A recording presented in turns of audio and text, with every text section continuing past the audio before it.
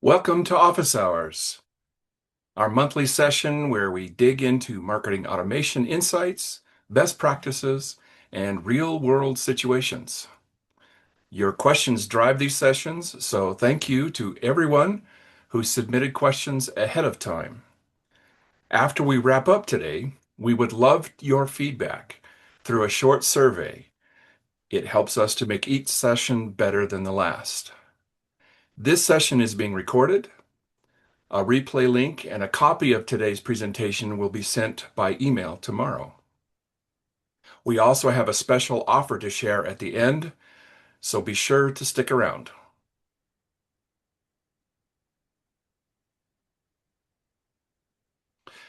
I am Richard Holder, and I'm the Director of Marketing at Forethought Marketing, and I will be your host for today. We are fortunate to have with us a very special guest presenter, Jeeves Sivarajah, Senior Principal Technical Analyst at Oracle. Jeeves brings more than a decade of experience across technical support, cloud platforms, API integrations, deliverability, audience strategy, and advanced Eloqua architecture. He has worked with Fortune 500 organizations on solution modeling and account health, escalation management, and he is known for bringing a calm, analytical approach to to high impact challenges. He is also an active contributor to the Cloud Customer Connect, where he shares practical hands-on guidance with the Ella community and is by far the most prolific poster out there right now. So we really appreciate the work that he does there. If you have questions again during today's session, and we hope that you do, please use the Q&A feature so we can keep things organized. With that, let me turn it over to Jeeves for today's presentation. Thanks, Richard. I'm excited to be here with all of you. So this slide basically sets the stage for everything we're going to be talking about today, because at the end of the day, delivery really comes down to one thing, which is engagement.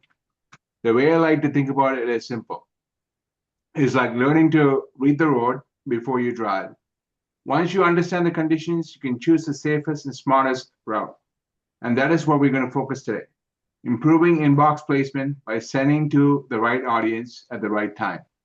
No new content, no extra volume, just smarter sending that works with the road, not against it. Next slide, please. Okay. This slide, hold on. So before we get started, I just want to set the safe harbor statement, right? So think about all the examples today, like a weather forecast. This gives you a sense of what to expect, but your actual conditions might look a little bit different. Everything I'm sharing today is meant to show the patterns and the concepts, not promise specific results. What you see in your own programs will depend on your audience, your data quality, and your sending habits. Every environment has its own quirks, and that's totally normal. And yes, for transparency, I was invited to speak because of the blog I wrote, as Richard mentioned earlier. So I don't get paid to do anything outside my role. So everything here is simply meant to help you think through the concepts and adapt them to your own environment. So take this as a framework you can shape, not a set of rules you have to follow exactly. Okay. 1 second.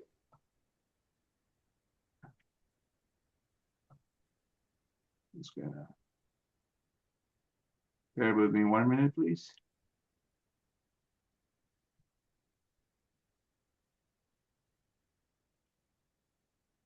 All right.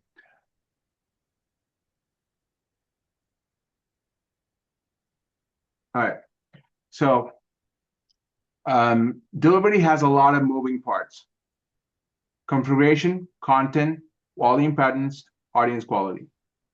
They all matter and they all work together. But today, we're just going to focus on one pillar, which is audience strategy. It is a piece that most teams overlook, and it has the biggest impact on long-term performance. Let's take a look at how these audience states actually show up in your database.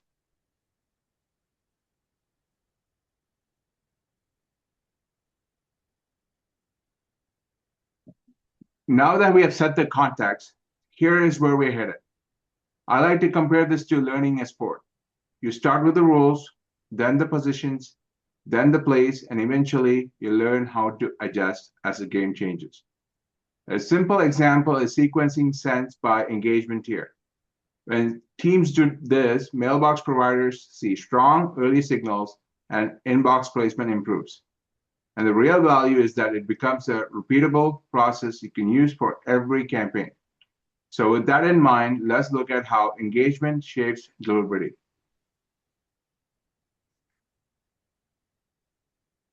Why engagement matters? Because mailbox providers behave a lot like bouncers at a club. If your audience is interacting with your emails, you're on the VIP list. If they're ignoring you, you are stuck outside. For example, when senders remove long-term inactive contacts, engagement rates go up, and mailbox providers usually reward that with better inbox placement. Better engagement leads to better deliverability. It's that simple. The three lenses of strategy. When it comes to deliverability, I want to look at it from this perspective. Think of these three lenses the same way you would think about building a house. Corporate sets the blueprint, which are like the risk tolerance, reputation posture, sending philosophy exactly. And then the business, it shapes the layout, which is the engagement tiers, the fatigue rules, cadence, eligibility, etc. And then the functional, they handle the construction, which is like the segmentation, filters, and execution inside Eloqua. A common example is when leadership pushes for more volume, but the audience is showing fatigue. In that moment, the functional teams need to slow pacing to protect reputation. When the blueprint, the layout, and the execution are all aligned, delivery becomes much more predictable. Now let's look at how these strategy layers translate into real-world audience behavior.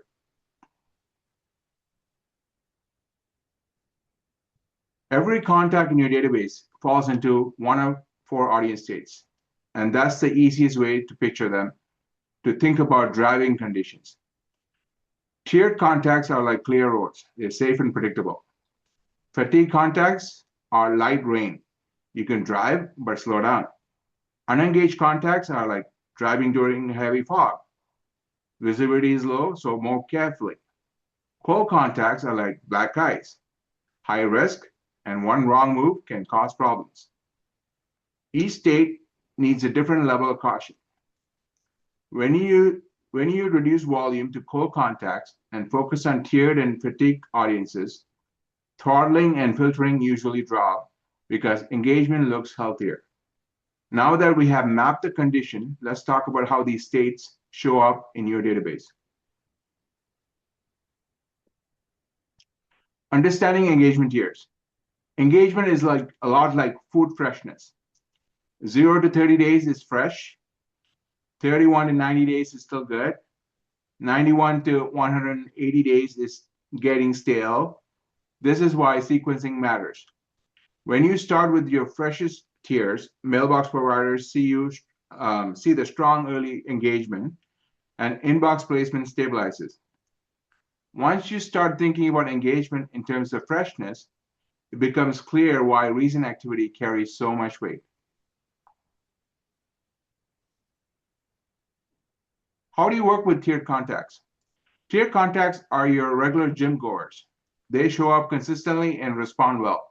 When senders focus their highest value campaigns on tiered contacts, they see stronger engagement and more reliable inbox placement because these are the people already paying attention. These contacts drive most of your results. Now let's look at what happens as engagement starts to slip. So working with tiered contacts, so there's some planning and executing, adjusting that you need to do. So I like to compare it to running a good restaurant.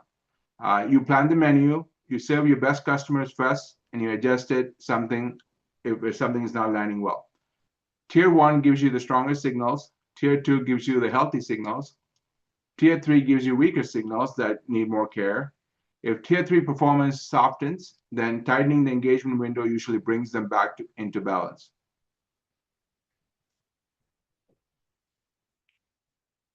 Fatigue contacts. So as you know, everybody knows that Oracle made the artificial intelligence AI SKU available to all customers at no cost. And as such, the classic AI features such as fatigue analysis and time optimization is now generally available to all customers. So when I'm talking about fatigue contacts, I'm talking in context of the fatigue analysis functionality that comes with that. Okay. Fatigue is a lot like overwatering a plant. Too much attention can actually cause damage. When fatigue contacts gets a rest period, complaint rates drop and engagement stabilizes. Giving fatigue contacts breathing room protects your sender reputation. Now let's look at what happens when engagement drops even further. So think of it like giving someone a rest day at the gym. They're still committed, but they need space to recover. Moving fatigue contacts to a lower frequency program often restores engagement without overwhelming them. Once you have given them that recovery window, the next question is what to do when engagement drops even further.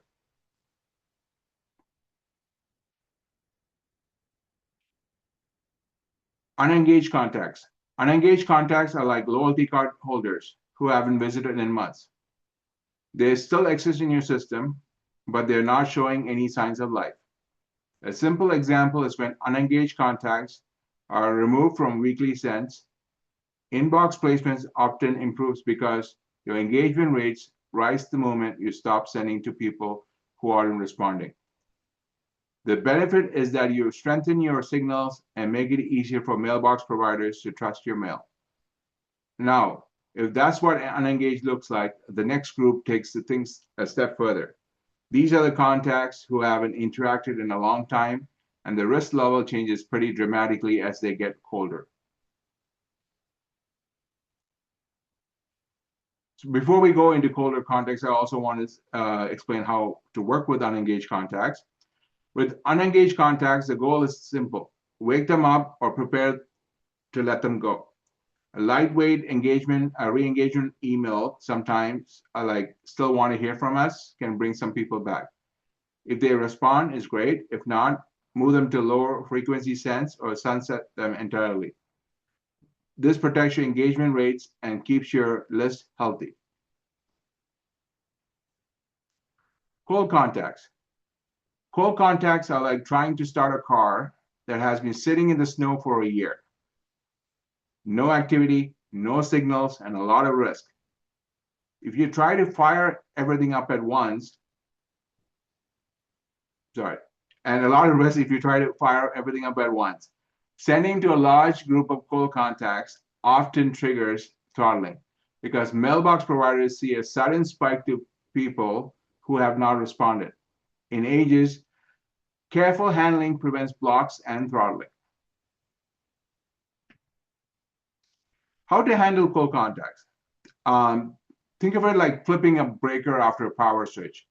You do not turn everything back on at once. You test a small amount first, start with a small batch, you wait, check the SMTP codes like through Eloqua Insight, and only expand if everything looks stable.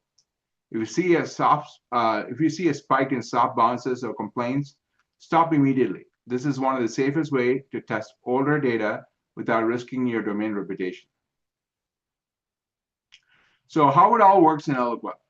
This is where everything comes together. Each tier runs, so you build a program or a campaign like this or a program, right? Each tier runs through a fatigue check before sending. Fatigue contacts move to a holdback list. Unengaged contacts go into a low frequency or re-engagement path. Think of it like boarding a plane in groups. You let the ready passengers go first and hold back the ones who need more time, or vice versa. Tier 1 goes first. Mailbox providers see strong early engagement, and that momentum helps everyone else.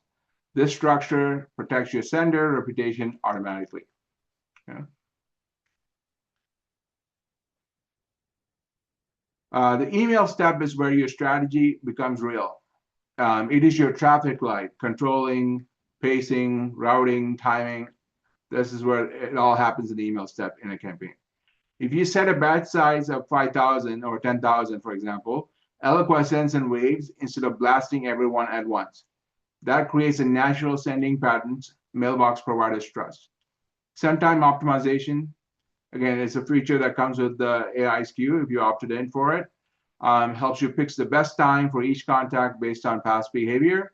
And routing lets you send cold contacts through a separate path so they do not affect your main audience. These small operational choices make a big difference in Eloqua.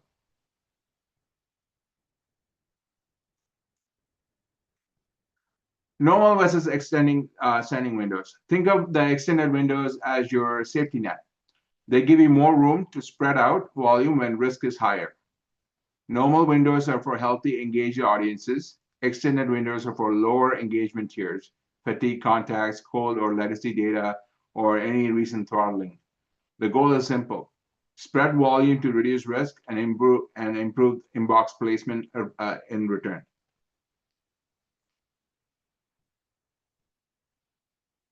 Fatigue versus unengaged. How to tell the difference? Fatigue and unengaged contacts can look similar, but they behave very differently. Fatigue is short term. These contacts are still active, but overloaded. They need rest.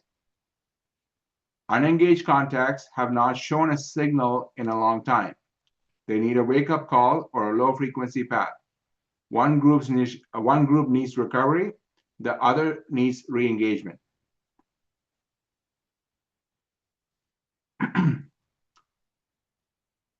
So, using a REST program for fatigue contacts.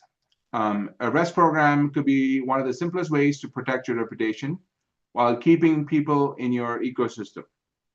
You can pause regular sends and give fatigue contacts a short recovery period. If they start opening again, you gradually reintroduce them. If not, you keep them in a lighter track. This reduces complaints, lowers the fatigue levels, and keeps engagement healthier.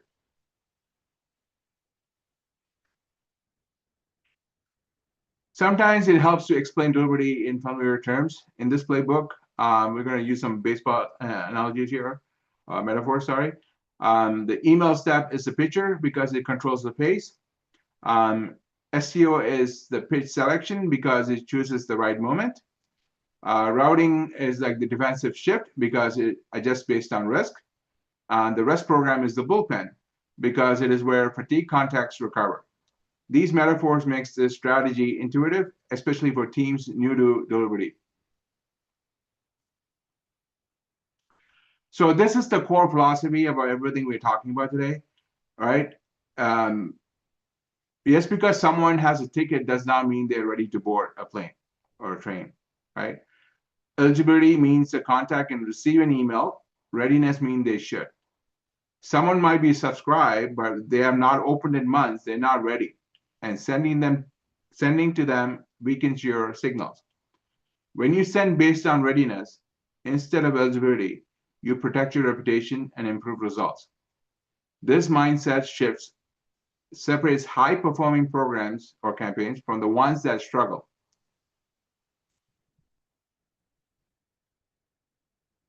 Troubleshooting guide.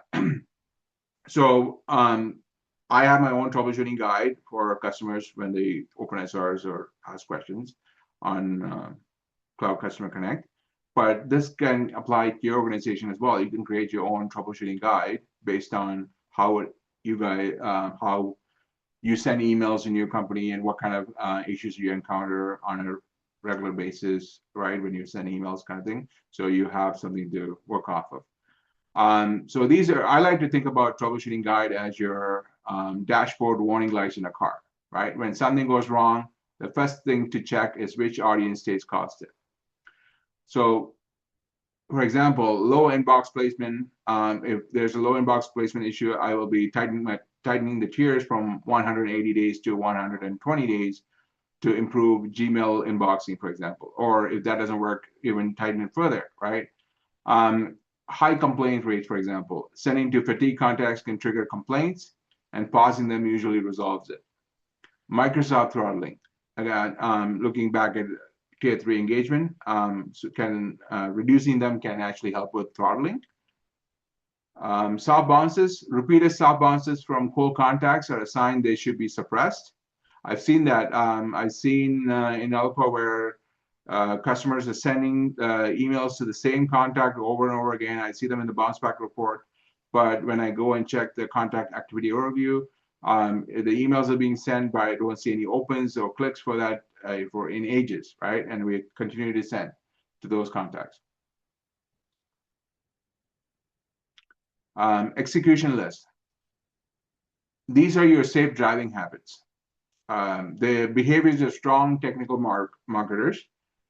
The shared list keeps the logic consistent. The fatigue check prevents complaints. Sequence sense aligns with engagement strength. So STO improves timing. Holdback list and batching protects your reputation. When teams do this consistently, their sending becomes predictable and stable. Good habits leads to good performance. And mitigation playbook. So you can create a troubleshooting guide or a mitigation playbook. This is built directly on troubleshooting guide. Once you diagnose the issue, this is an emergency kit you use to fix it. I guess like you have an emergency kit in your car when you're traveling, so it comes in handy for flat tires and whatnot.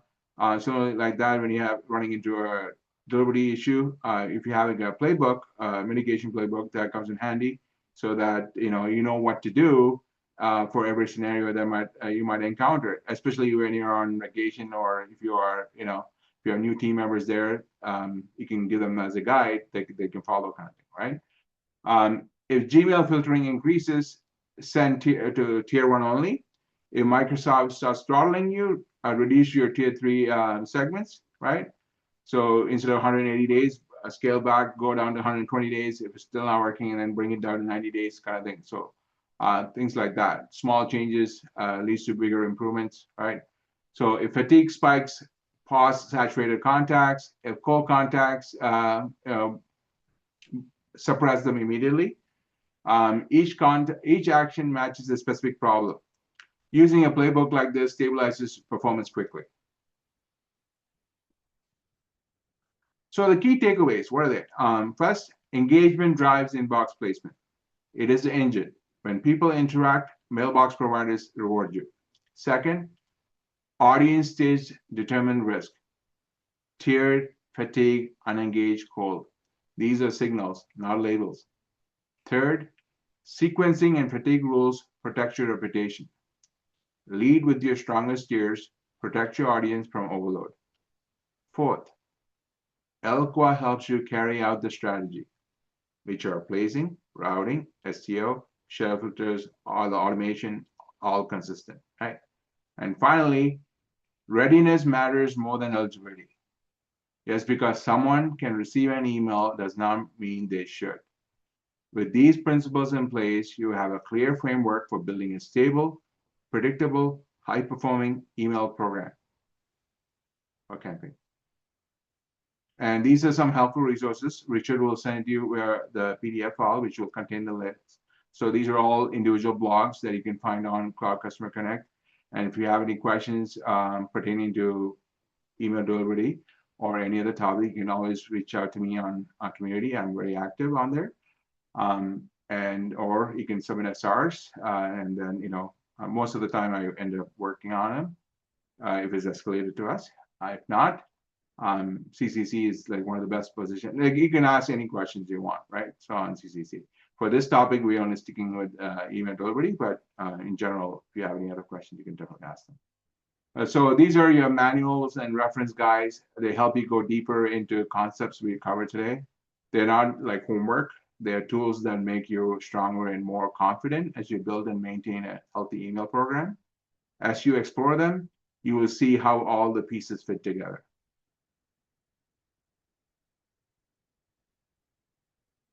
Thank you for joining. Thank you for being here, taking all your time to spend with us. Delivery is all about reading the conditions and adjusting your approach. Engagement is your compass, and audience strategy is the map. With the right habits, the right structure, and the right mindset, delivery becomes predictable instead of mysterious. And that brings us to the end of the audience strategy and delivery section. These tools, habits, and playbooks give you a clear way to protect your reputation and keep your sending performing consistently. With that foundation in place, I will hand it back to Richard for Q&A and the final wrap-up. Richard, over to you. Thank you, Jeeves. So that was an excellent presentation and appreciate everyone for your participation as well and asking the questions. I'm just going to pause here for a moment to look at the questions and then we'll have the first one right here in just a moment. Okay, so here's our first question. It says, we are a SaaS company and sometimes receive hundreds of contacts joining from a single company. What is the safest way to start communication with these cold contacts from one domain without triggering spam filters? Yeah. So this is a great question, and it comes up a lot. When you suddenly get a few hundred cold contacts from the same domain, the safest approach is to warm things up slowly. It's not an exact science per se. So you start with a very small batch and then watch the signals in Eloqua Insight. For example, you might send to 5 or 10% of those contacts first. If you see normal engagement and low bounces, you can gradually introduce more. And if you see lower engagement or high bounces at any point, then you have to scale back. So the key is really to start small, monitor the signals, and then only increase volume when the domain shows is ready or when it's safe to do so. Great, thank you. Our next question is, we often get pressure to send to large lists, but it hurts engagement and deliverability. How do you balance that with protecting long-term inbox performance? Um, I would say the safest approach is to start with your strongest audience first. So I would lead with tier one, then I would watch the engagement in Eloqua Insight again, because that's your monitoring and reporting tool. If that signal looks healthy, then I would introduce tier two segments. For example, I might send to tier one in the morning, but check for normal opens and low bounces, then roll on to tier two a little bit later. And if I see low engagement or high bounces at any point, I scale back. So it's really about sequencing and monitoring, not blasting everyone at the same time. Okay, great, thank you. Our next question, as AI starts filtering and summarizing emails, how should we adjust our email strategy to stay visible and drive engagement? I would say AI does not change the rules. That existing rules remain the same. Is if anything, it's just making the rules stronger, right? The best thing you can do is focus on engagement. Look at your open rates and fatigue levels in Eloqua Insight. Eloqua Insight, by the way, is my favorite tool, so I keep on saying Eloqua Insight.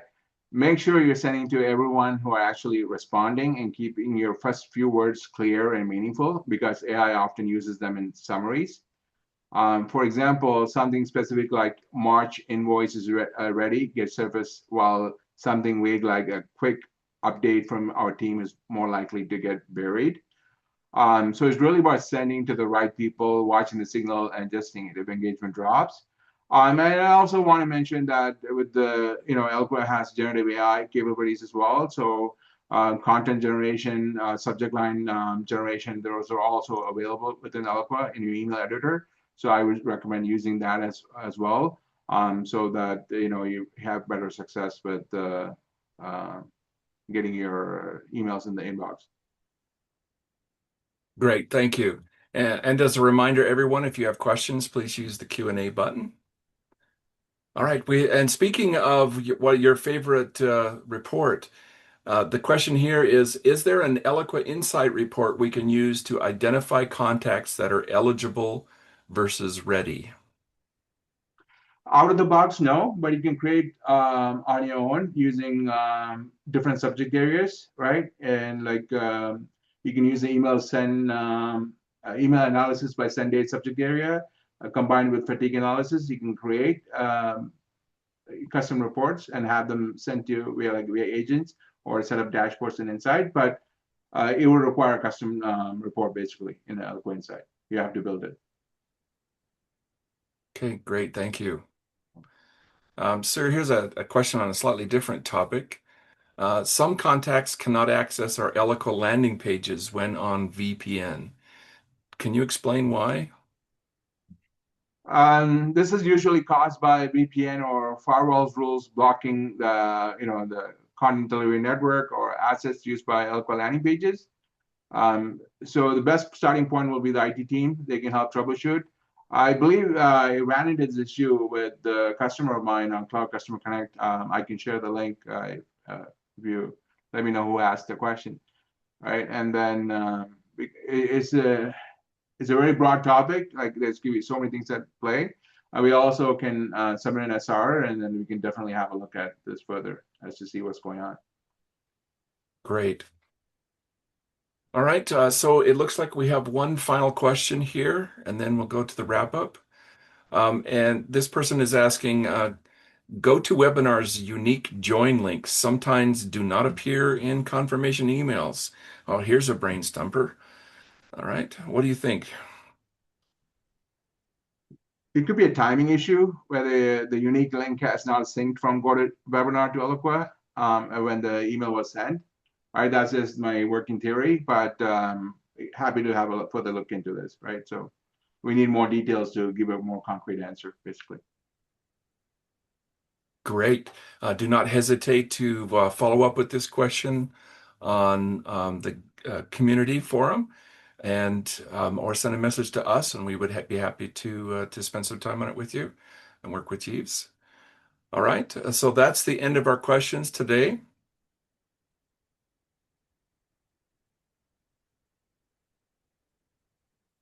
As a special thank you for attending live today, we have some marketing automation swag. As you can see here, we have different designs. They're funny.